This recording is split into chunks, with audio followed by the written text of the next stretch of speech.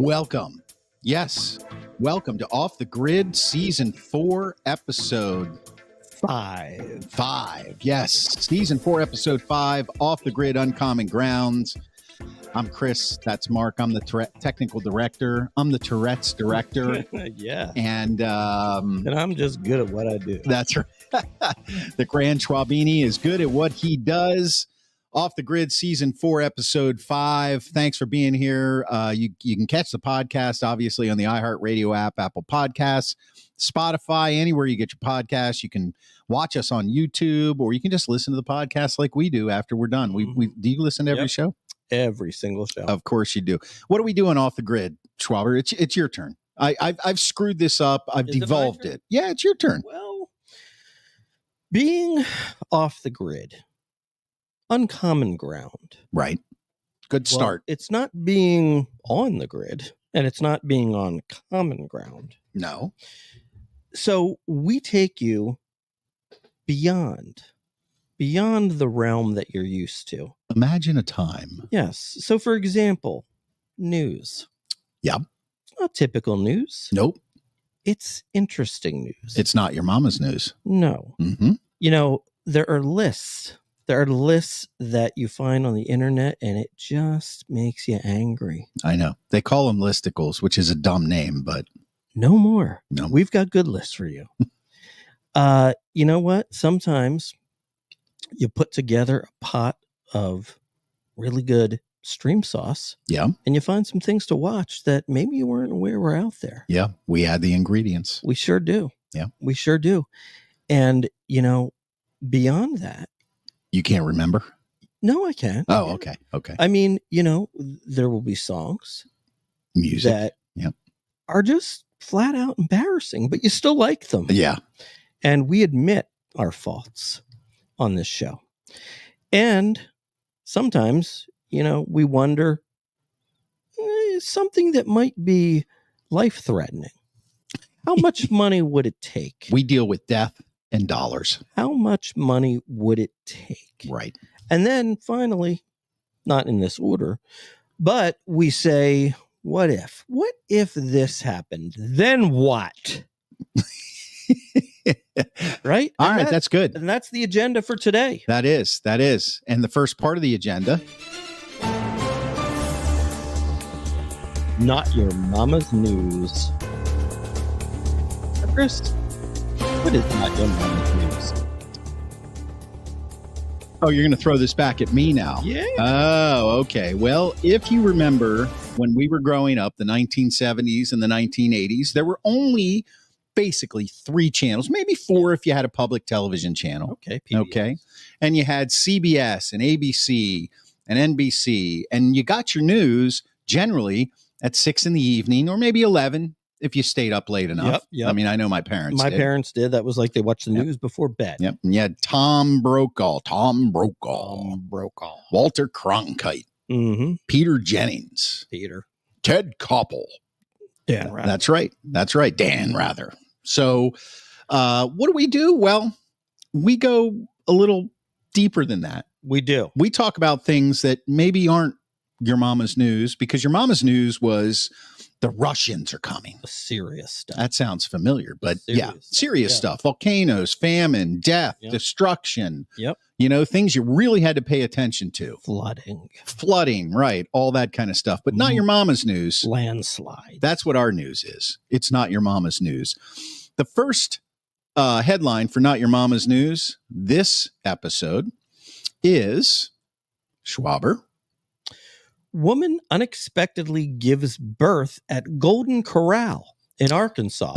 Names baby after restaurant. Okay, so for those of you who are listening to the podcast, I've got a picture of that Mark so generously supplied for us of a. This looks like actually a nice Golden Corral. This is a brand new, nice, refurbished Golden Corral. Okay, so the Golden Corral, for those of you who don't remember, was and is basically a buffet. Yeah, it's a lousy restaurant. Right. There goes that sponsorship.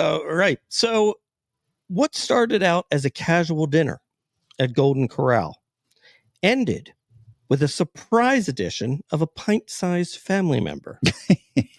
They don't have court-sized family members? Nope. Okay. Tavia Woodfork visited a North Little Rock, Arkansas location with her family to enjoy a meal. Headed to the restroom, experiencing some stomach pains. Turns out the 26-year-old's complaints were a result of a, air quotes, surprise pregnancy. And she was in active labor, and she was at 37 weeks. Okay. Okay. So she experienced also, in air quotes, what's considered a cryptic pregnancy. Like a pregnancy from the crypt. Okay. Which is a pregnant person not knowing they're pregnant. And they only realize that they're pregnant because labor begins. That's according to Cleveland Clinic, that term. Okay. So anyway, this Mississippi woman delivered a healthy 6-pound baby boy. And she decided to pay tribute to the location of her baby by naming him Tamar Kylon Corral Woodfork. Nice. That's a lot of names. It is. And it's well, first of all, what first grabbed me was her name. Mm-hmm. Woodfork. Yes. Okay. So we've got some problems there. Right. She was eating at the Golden Corral. Yes. Which that's a problem. Probably not good for the baby. The baby that somehow she didn't realize she had. Correct. Which leads me to believe that maybe she ate at the Golden Corral a lot. She probably was a frequent regular. Yes. And then I want to know what the kid's nickname's going to be. Corral? Why don't you corral yourself over there? Maybe they just call him GC. That's it. What up, GC? That's it. That's not your mama's news. Yeah, that's the Golden Corral baby. I don't even want to go into I don't even want to go into how you don't know you're pregnant. I mean, because I'll get slammed because, I'm not a woman. Right. But apparently a man can get pregnant now. So, maybe I should know. I don't know about that. I don't know about that either. Not your mama's news, Mark's version. My version, I call this spread me under the old ball field. Nebraska regent, which I think is kind of like a board member of the University of Nebraska, suggests putting fans' ashes under the football field. And if you're listening to the podcast, I have a picture of somebody throwing said ashes, scattering ashes. I thought this was absolutely hilarious. So in Lincoln, Nebraska, University of Nebraska regent, which, like I said before, I think is they're a board member or somebody, a trustee of the university, has proposed a way for lifelong Cornhusker fans to carry their support into the afterlife.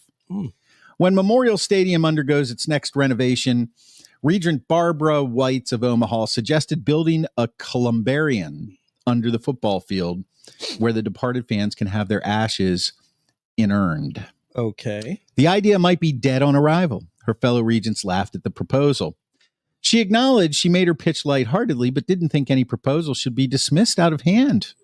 The price for niches where cremation urns are stored could vary, so they're going to charge for it. With a spot under the 50-yard line or the end zone sold at a premium.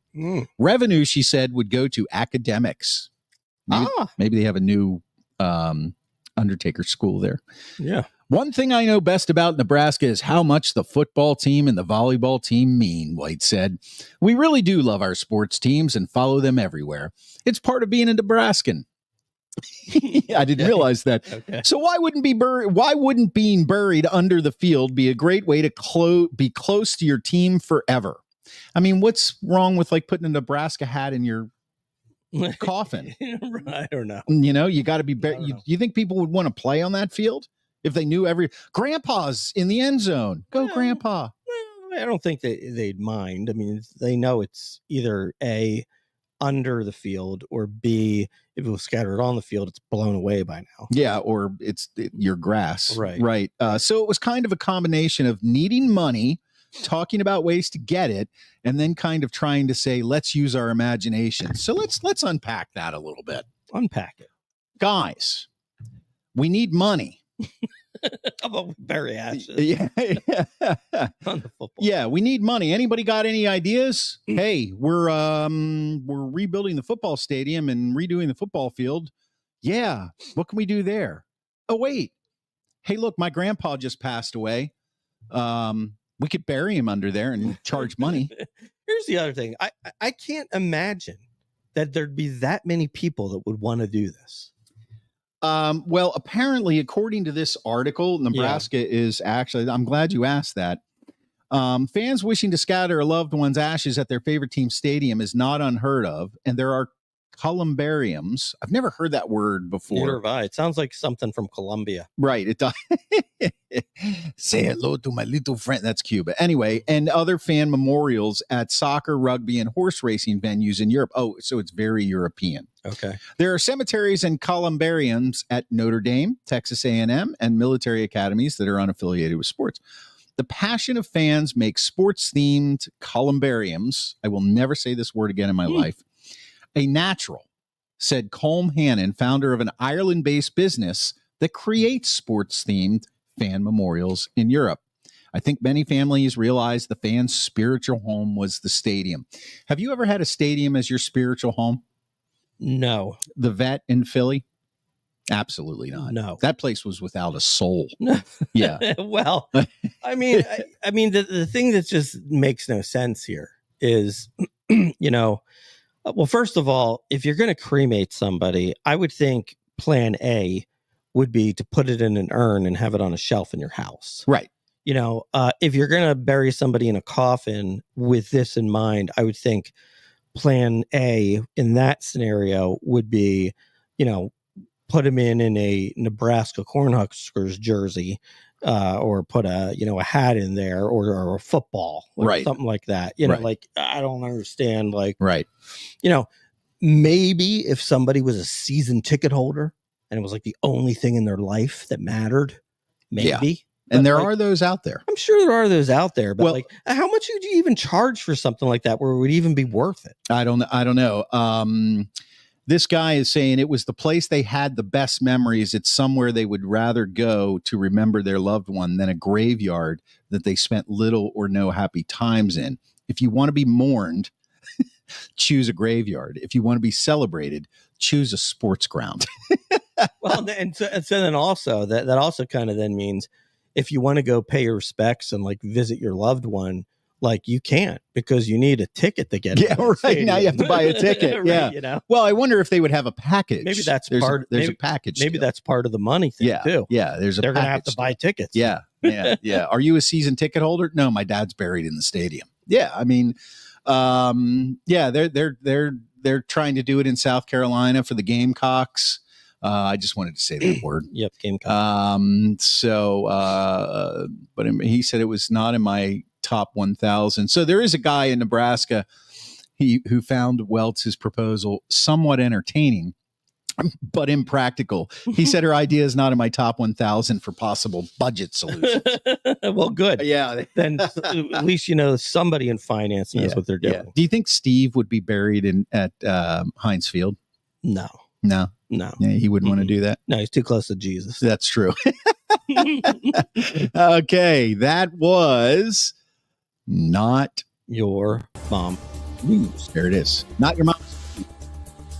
For episode 5 of Off the Grid, Uncommon Ground has been completed.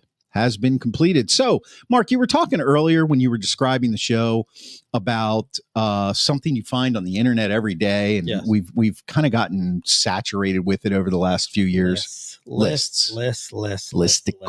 Yeah. So too many of them. Yeah. They're annoying. They're stupid. They discount many a thing, and quite frankly, they're not as interesting as you or I. No, you're right. And we're going to reveal a part of our lives to you. That's right. At home. Our list is our life. It's the only list that matters. And it's the only list that matters. That's right. This list, we're working down the top 6, is not the most annoying celebrities, as it would indicate there. Once again, your technical director. It is your favorite store or brands. Mm-hmm. For those of you watching, you can see that in the ticker. For those of you listening, now you know. So we are doing the top 6 last week. Number 6 for Mark was Omega Watches. Yeah. Yep. Yep. Number 5 was movie popcorn. Movie popcorn. You got it. Pop Weaver kernels, Yep. or whatever the hell they were. Kernels. Number 6 for me was Hermes. I'm getting a little snooty on you. Number 5 was Costco. Not snooty. Not snooty at all, Yeah. but good stuff. So we'll start with my number 4 this week. This is kind of a new addition to my list, but when I thought about this, I thought, you want to know what? I pretty much only eat this food, and this is definitely one of my favorite places. Trader Joe's. And it's one of my favorite stores, and it is also one of my favorite brands, Trader Joe's. Yeah. Yeah. I love the entire, it's a cult. Trader Joe's, people that love Trader Joe's are members of a very diverse and inclusive cult. Yeah. If I may use this. You're in that cult. And I am in that cult because I currently work there. Wow. It's a great place, but their food is tremendous. I just love the whole idea. Do you have to have like multiple like marriages and stuff in this cult? Yes, and you have to have ignored your children for a long time. Okay. Maybe even pretended they didn't exist. Oh. You have to not like your mother. Am I revealing too much? Terrible. That's terrible. No. Tell us about regular. Yeah. No. Trader Joe's actually making me feel uncomfortable.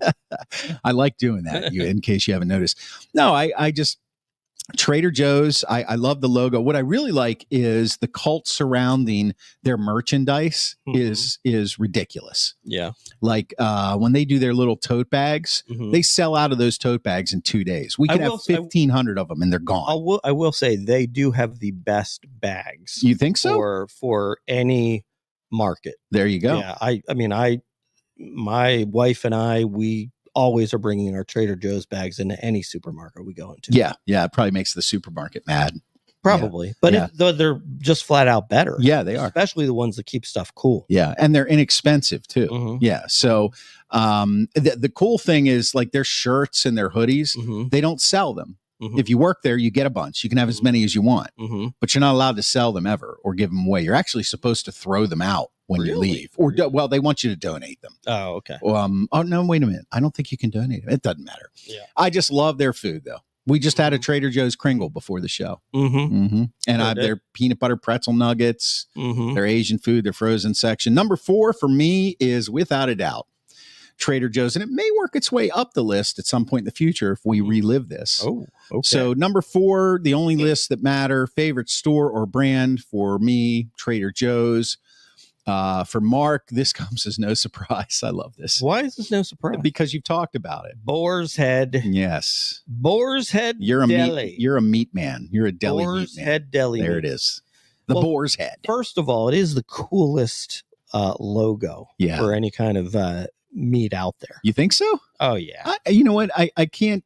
You can't. I mean, I can't disagree with the fact that it's really cool. It is cool. Yeah. Now, here's what it comes down to. Like when you've immersed yourself into Boar's Head culture, you can't go anywhere else.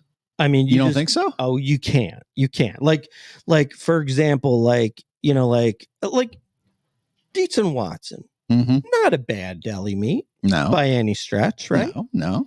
But I mean, if my wife comes home with Dietz and Watson, I'm like, oh, this is disgusting. Or really? Just because it's not Boar's Head. If it's not Boar's Head, it's not real. If she comes home with Dietz and Watson, are you not eating it? Or does she know better? I'm not. Well, number 1, she knows better. Number 2, I'm not eating it unless there's like a dire circumstance. And like there's absolutely nothing to eat in the house and I'm sick. I can't go anywhere. And like, okay, maybe there's a couple pieces of turkey around and then I'm going to eat it and just be like, try not to think about it. Okay. So that means never. Yeah. Okay. And and Boar's Head, the other thing about Boar's Head is, man, they really give you the choices. Yeah. I mean, like, I like the crap peppercorn turkey. Nice. But there's also like Black Forest turkey. Yeah. There's also different tastes, right? There's also like what's that one? Like a pit, I can't remember the name of it right now, but they've got all kinds of like Cajun stuff and and then they've got every kind of cheese that's like, the best kind of cheese. And then They're also like their mustards are incredible, all kinds of different spicy mustards, horseradish mustards, and all that kind of stuff. It's just phenomenal. Even just like their little when you see like a little thing of pepperoni. Yeah. Like the Hormel has them and all that kind of stuff. Like, Boar's Head. It's just a class on its own. So if I wanted to get you a birthday gift, you would welcome a Boar's Head t-shirt or hat? Sure. Okay. Absolutely. Excellent. Number 4 for Mark, Boar's Head. Mm-hmm. That t-shirt's on its way. Number 3, the only lists that matter. Favorite store or brand? For me, there it is. Best Buy. This is a little surprising. I you know what? I'm actually kind of mourning the fact that Best Buy is starting to kind of leave because nobody wants to go to stores anymore. I know. Well, that's right. Not on the grid. Right. Stores aren't on the grid anymore. It's all about. But for me, Best Buy was the place that introduced me to. Actually, the place that introduced me to electronics was Radio Shack back in the day. But then Best Buy kind of took that and was Radio Shack on steroids. Where does Circuit City fall in? Circuit City went under. I mean, Circuit City couldn't make it. Right. And Circuit City was the place I saw the first plasma TV. Okay. And it was only a very reasonable $13,999. So I decided not to buy it, which is insane. That's insane, isn't it? That was hard for me. Now you can get one for like $150. I know. Even young Chris Klein was like, that's out of my price range. Yeah. So, but Best Buy for me was the place that kind of opened my eyes to all of the available electronics on the planet. Well, they are solid. I mean, I will say that if I have to get anything new tech-wise, I do get it from Best Buy. Right. You go there. It's solid. You also know they have the Geek Squad behind them. There you go, the Geek Squad. Yep. And they usually have like a pretty good, like, what do you call it? A plan, like insurance plan. Yeah. Yep. I've taken advantage of that as well. Which is not like out of craziness or anything. Right. They actually do shit for you. Yeah. Yeah, they do. I agree. Mm-hmm. And what I loved is I could go use it. I could go see it. I could touch it. When they first came out with the flat screen TVs and Best Buy plastered 500 of them, all I saw was my future living room. That was it. Yeah. And I wanted all 500 of them. Wow. Teeny tiny, all the way up to the mammoth size. So a Boar's Head. Best Buy. Sorry. The Best Buy. I'm still on Boar's Head. I know you're hungry. Now I'm hungry for some Boar's Head. Yes. Well, why don't we go get some Boar's Head after the show, and we'll sit down in front of that TV I bought from Best Buy and have ourselves a time. Maybe so. Number 3 for Chris on the only list that matter. Yes, Best Buy. Number 3 for Mark. It's funny that you would put something like this. Like, I'm just going to put it up there, and then we'll talk about it. So I'm going to just call this as a whole Arizona iced tea. Right. Now, the one thing that's great about Arizona iced tea is, they probably have the best jugs. Interesting that you would decide that was the one of the best highlights. Best jugs around. Yeah. But here's the thing. There's a million different iterations. Right. You could have like the Arnold Palmer, you could have, green tea, you could have, but I will tell you this, to me, there are 2 of their jugs that are just beyond exceptional. Yep. And one is the Diet Blueberry.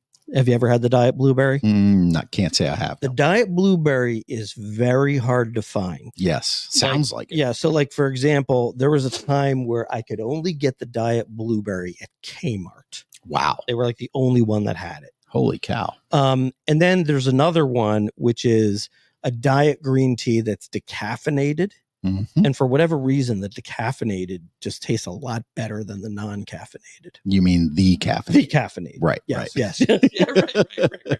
Right. So, look, I'm going to be drinking these for the rest of my life. I'm sure you are. There's just no doubt about it. It doesn't mean I don't, like many other drinks as well, but they're just kind of your staples that will never be left behind. And that's why it's this high up on your list of favorite things. I'm a big iced tea guy. Yep. I mean, I always have an iced tea on me. Right now, I've got a Diet Lipton green tea, Diet Citrus. Yeah. And it's good, but it's not. It's not. It's not the Arizona It's not. diet You're also a jugs blueberry. man. So, yes, and I'm a jugsman. Yeah. So A jugsman. a jugsman. All right. The only lists that matter. Number 4, Trader Joe's, Boar's Head. Number 3, Best Buy, Arizona Iced Tea. This is Off the Grid, Season 4, Episode 5, Off the Grid Uncommon Ground. It's a podcast. It's on the iHeartRadio app. It's on Spotify. It's on Apple Podcasts. It's everywhere. And you can subscribe and you can leave us a review. And we would absolutely be forever indebted to you. You might make one of our lists. You never know of favorite people. You never know. So Schwaber, once again, I'm going to ask you, did you bring anything with you to make something? I did. This time I did bring some chicken broth. Chicken broth. Cool. Mm-hmm. All right. I'm going to add some mirepoix. Do you know what mirepoix is? No, what is that? It's celery, onion, and carrots, the trilogy. Well, then I won't need celery. That's right. You won't. Because that's what I was bringing. There. Well, just set that to the side because the mirepoix takes care of all of that. Do we want double celery? Yeah, why not? Okay. Well, no, you know what? I'm going to hold off.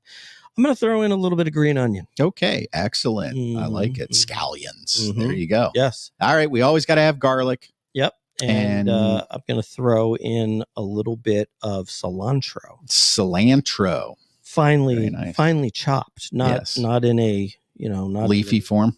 Yes. Finely chopped cilantro. Yes. Leafy. Yeah. I say it that way because that's how I talk. Yeah. All right. So what do we have then? We mix it all up and we got a little stream sauce. That's right. So stream sauce, there's a lot of streaming options out there. We watch TV different than we used to. Actually, a lot of people don't even watch TV. They watch their phone and they call that watching TV. Right.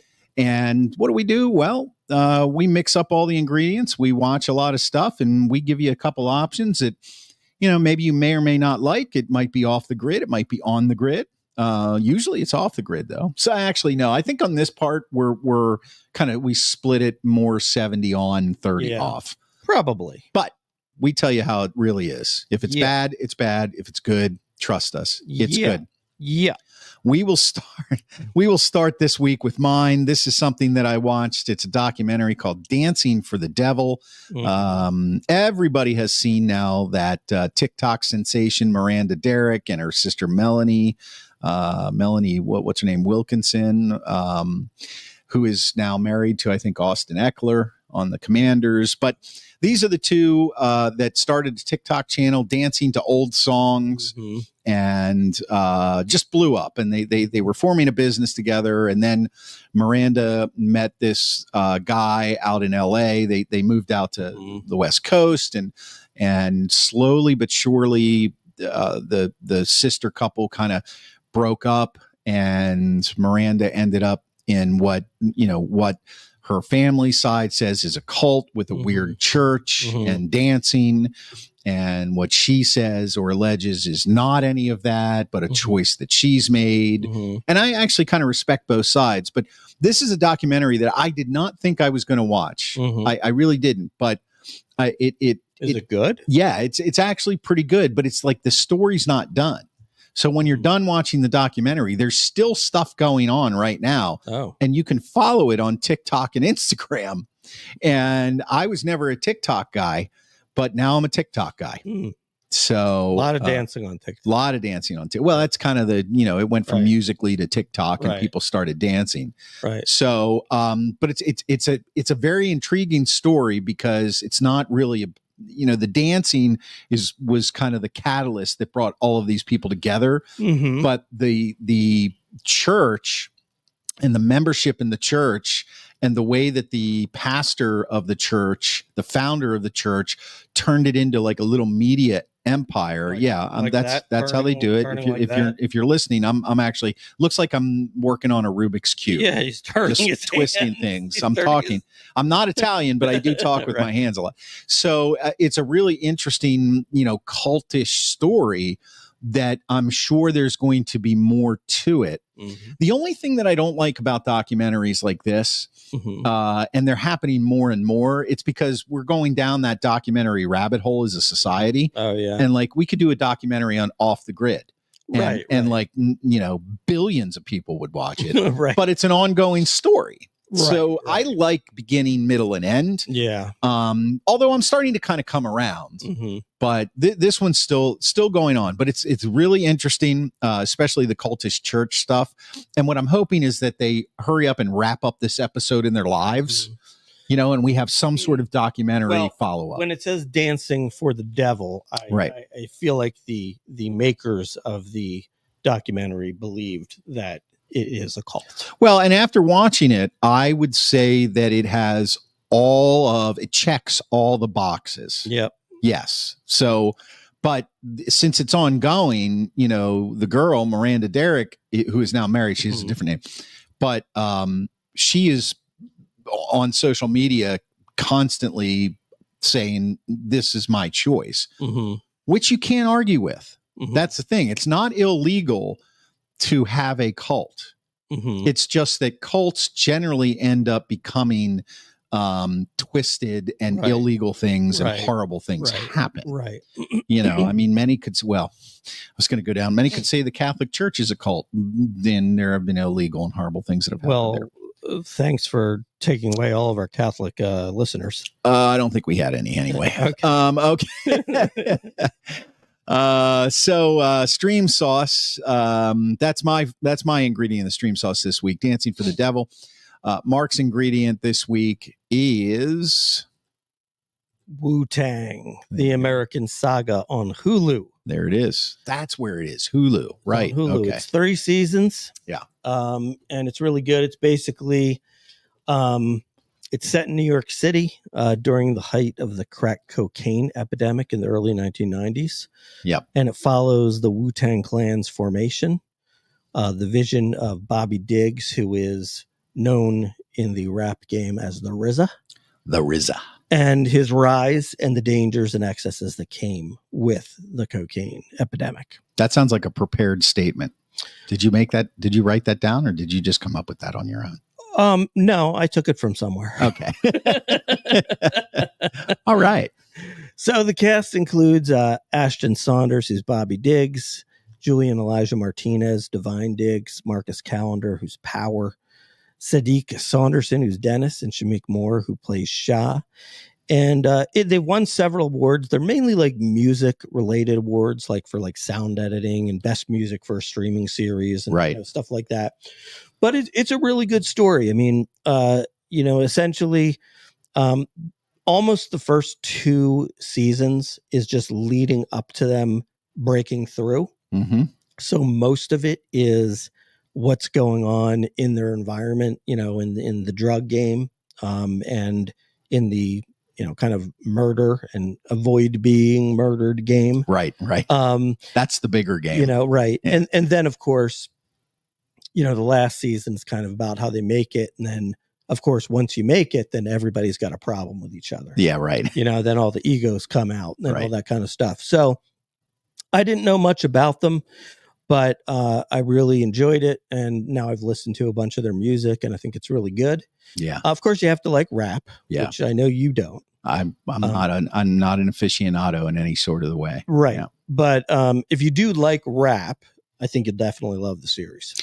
How much artistic license do you think is taken here? Because it's a series based on. So do you think it's dramatized a little, or? Yes and no. Actually the producers of it is the RZA. Okay. So from Wu-Tang. So all right. That's good. So he basically, he gives the thumbs up on it. He gives the thumbs up to everything. Now, there were some things that were added for dramatic purposes that did not happen.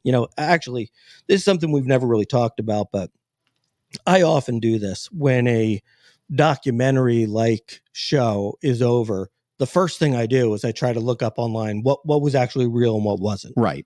You know what I mean? It's important. Right. So, yeah, you look it up. I mean, most of it did happen, but there's a thing or two that didn't happen. Gotcha. Okay. But most of it's real. But if it's most of it, then that makes it all the better. Right. Okay. Wu-Tang on Hulu, the last ingredient in our stream sauce for season 4, episode 5.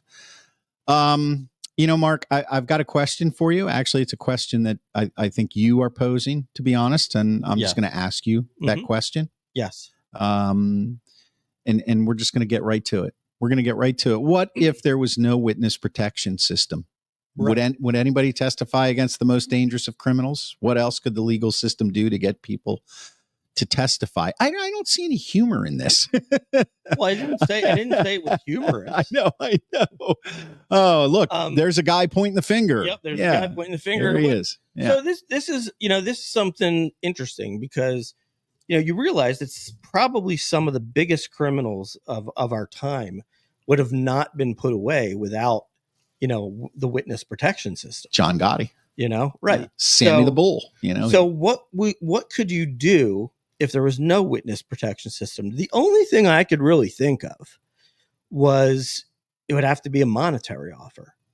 And, you would essentially have to, use that money to, pay for your own protection.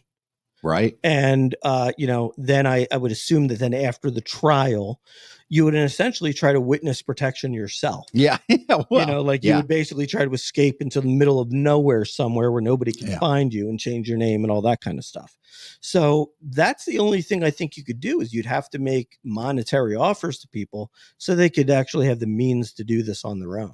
Well, I think if you think about it and go a little deeper, witness protection is usually only offered to people who are, we'll just take crime families for an example, right? High up in the crime family and know all of the stuff, so for the general public, like if I witness a murder and it turns out the murder is mafia related, staying in this same vein, they're probably not going to offer me witness protection.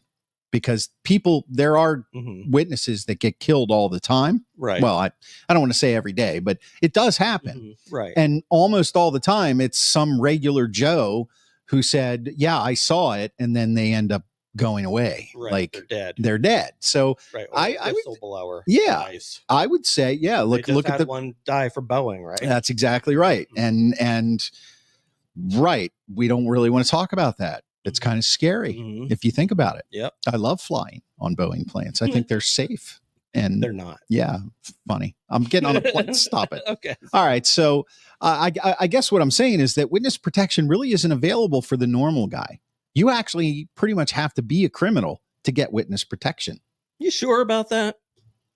I mean, have you researched that? No, because I just, you're not. Sure. I'm basing it on it's anecdotal evidence. That's what I'm saying. Anecdotally, the witness protection people that we know about are almost always people that are very, very close to the operation at hand. Yeah, right? Usually. I guess so. Usually. Like and be a CFO at a company or something like that. And the people that die who are witnesses are everyday, average, ordinary Joes and Josephines. Right? I don't know any Josephines. Okay, work with me. Yes, yeah. So what if there was no witness protection? My answer to that would be John Gotti would probably be dead now of old age, but would have run a very successful empire and passed it on to his son, which, wait a minute, that kind of happened anyway. But less people would get locked up for sure. Oh, no doubt. Yep. That's what I'm saying. No doubt. Yep. Without witness protection, the feds would do an even worse job of prosecuting criminals. Question that I have too is how good even is witness protection? I think it's pretty good. Do you? I mean, because, maybe this is just, for entertainment purposes, but I always see shows on TV where I stream them and it's like this person gets discovered and they're in witness protection. Yeah. Well, that's dramatized. Right. Like somebody does something on the internet, right. And then they're like, they find them. Yeah. Yeah. That's dramatized. Think about it this way. Witness protection is only as good as the witness who wants to be protected. So, for example, Henry Hill, he was the guy that they focused on in Goodfellas. And a lot of that story was true. And Henry Hill went into witness protection.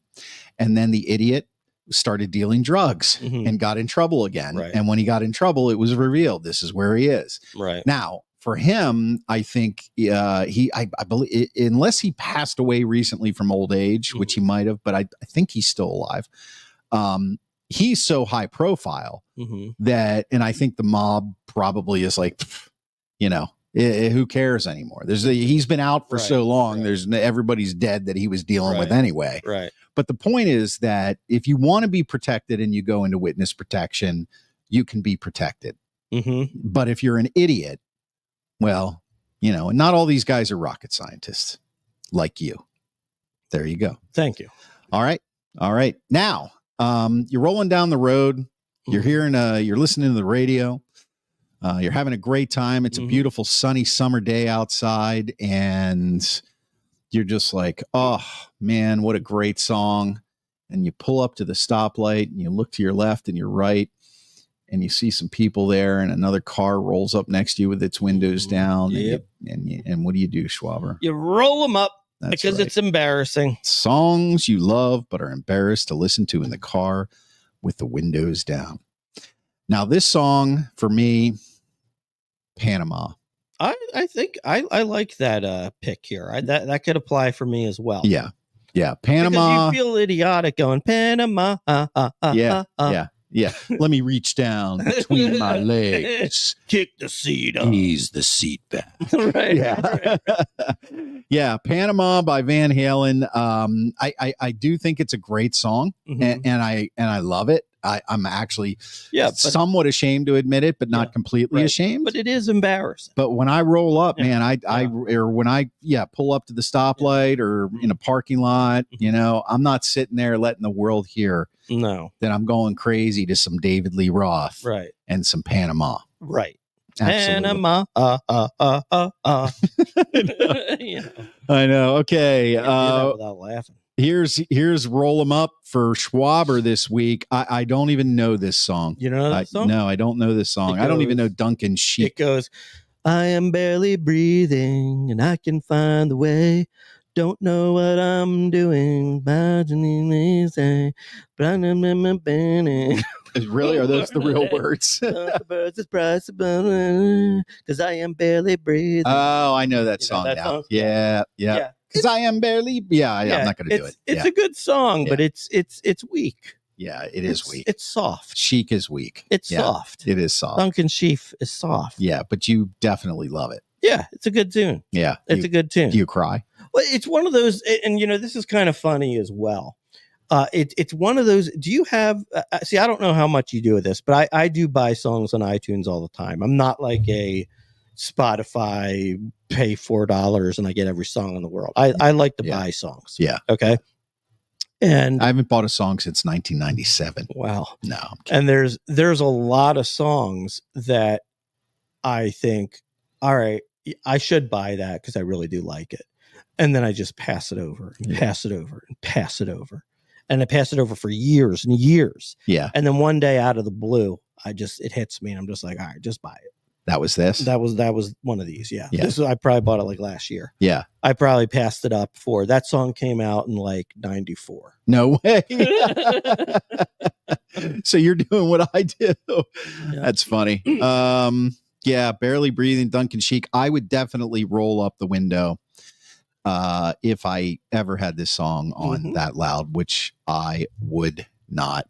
Off the Grid, Uncommon Ground, Season 4, Episode 5. Catch the podcast anywhere you get podcasts, Apple, Spotify, iHeartRadio. You can follow us on YouTube. Follow us, leave a review. We would love that. Thanks for being here and listening. How much money would it take for you to do something, Mark? I'm going to ask you this question right now. Yes.